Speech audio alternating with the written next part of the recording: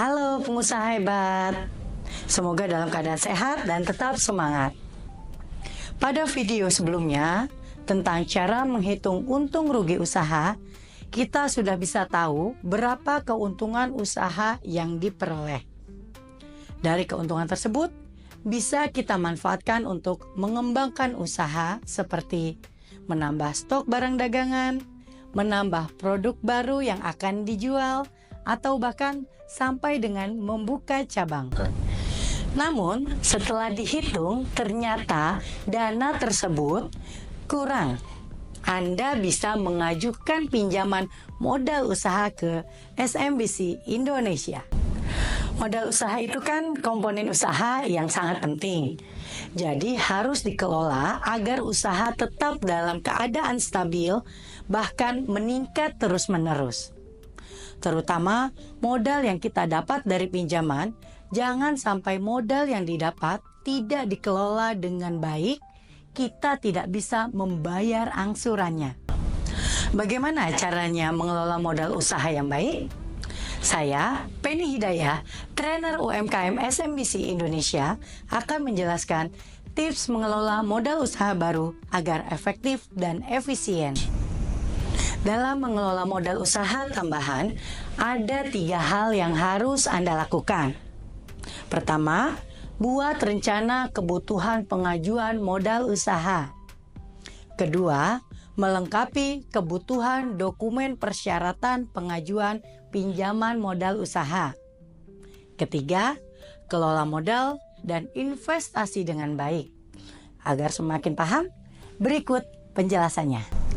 Hal pertama yang harus Anda lakukan yaitu buat rencana kebutuhan pengajuan modal usaha. Yang harus Anda ingat, pastikan uang pinjaman itu digunakan untuk modal usaha ya. Apakah untuk investasi atau untuk modal dagang membeli bahan baku. Jika untuk investasi, Anda menggunakannya untuk sewa atau membeli ruko sebagai tempat usaha, renovasi atau perbaikan tempat usaha, membeli peralatan usaha misalnya oven kue yang besar, dan sebagainya. Untuk tujuan investasi, Anda sudah tahu mau beli ruko di mana, beli alat usaha di mana, dan berapa besarnya nilai yang dibutuhkan.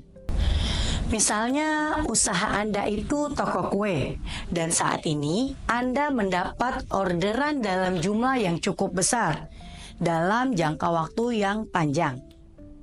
Oven kue yang biasa Anda gunakan saat ini ternyata tidak mampu untuk menyelesaikan orderan tersebut. Sehingga Anda harus membeli oven baru yang ukurannya lebih besar. Setelah kita cek harga kesana kemari, harga oven dengan tipe dan ukuran yang dibutuhkan ternyata seharga 50 juta rupiah. Dan uang tabungan kita saat ini ternyata tidak cukup untuk membelinya. Sehingga Anda butuh modal tambahannya yang bisa Anda peroleh dari pinjaman modal usaha ke bank. Tambahan informasi untuk Anda, biasanya pengajuan pinjaman yang diberikan pihak bank hanya 70% sampai dengan 80% dari nilai barang yang akan dibeli. Artinya, selisihnya 20% sampai dengan 30% harus Anda tanggung, dan selisih ini bisa Anda gunakan dari tabungan usaha yang sudah kita bahas di modul sebelumnya dengan judul Pentingnya Mengetahui Untung Rugi Usaha dan Cara Menghitungnya. Sebagai contoh misalnya, dari harga oven 50 juta rupiah, pinjaman yang diberikan dari pihak bank hanya 80%, yaitu sebesar 40 juta rupiah. Artinya, Anda masih membutuhkan 10 juta rupiah lagi untuk membeli oven tersebut. Kekurangan ini bisa Anda ambil dari tabungan usaha. Dari contoh ini artinya pengajuan pinjaman modal usaha untuk membeli oven senilai 50 juta rupiah adalah sebesar 40 juta rupiah, bukan 50 juta rupiah. Setiap pinjaman artinya ada angsuran yang harus dibayar. Anda perlu pastikan lagi kemampuan Anda dalam pembayaran angsuran per bulannya. Dan ini harus disesuaikan dengan keuangan usaha Anda setiap hari. Tapi jika untuk modal dagang, Anda pergunakan untuk membeli bahan baku. Misalnya saat waktu tertentu Anda harus perbanyak stok dagangan karena sedang banyak permintaan. Sama seperti investasi, untuk membeli bahan baku Anda harus sudah tahu mau ambil di supplier mana, kenapa harus membeli di supplier tersebut, dan Anda tahu berapa besarnya nilai yang dibutuhkan. Namun pastikan modal tidak digunakan semua untuk satu jenis barang dagangan. Karena jika tidak laku, maka modal Anda terhenti dan perputaran arus kas bisa terganggu. Jadi, hal pertama yang harus Anda lakukan yaitu membuat rencana pengajuan modal usaha untuk apa dan berapa nominal yang Anda butuhkan. Hal kedua yang harus Anda lakukan, Anda wajib melengkapi kebutuhan dokumen persyaratan pengajuan pinjaman modal usaha. Setelah Anda tahu berapa tambahan modal usaha untuk proses pengajuan pinjaman ke bank atau lembaga keuangan lainnya, selanjutnya siapkan persyaratan wajib yang harus dipenuhi seperti 1. Dokumen persyaratan pribadi seperti KTP, kartu keluarga, dan NPWP. 2. Dokumen legalitas usaha seperti NIB, SIUP, TDP, akte pendirian usaha, dan sebagainya, di mana dokumen legalitas usaha ini mengikuti jenis dan skala usaha yang dijalankan.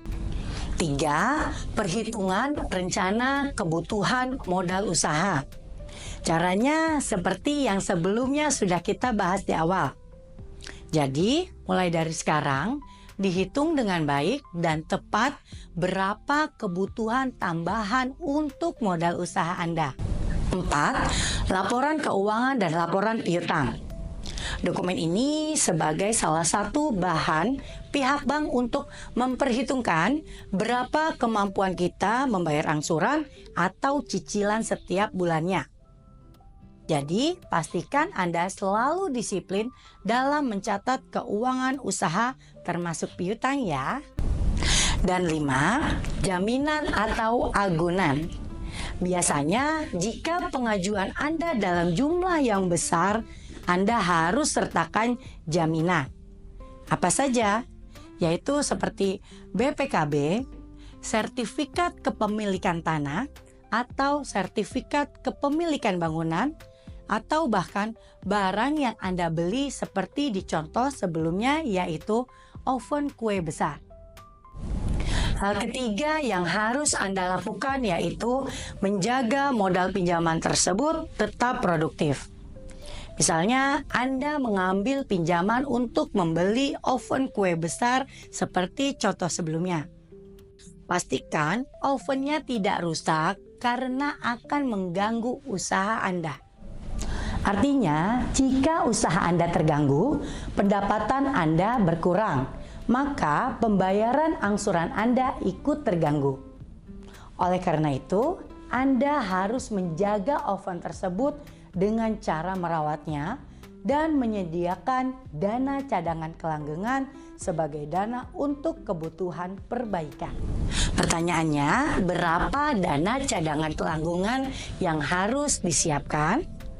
Anda bisa lihat cara perhitungannya pada modul yang berjudul Pentingnya Mengelola Keuangan Usaha dan Cara Penerapannya Agar Lebih Optimal. Begitu juga jika Anda mengambil pinjaman untuk membeli modal dagang.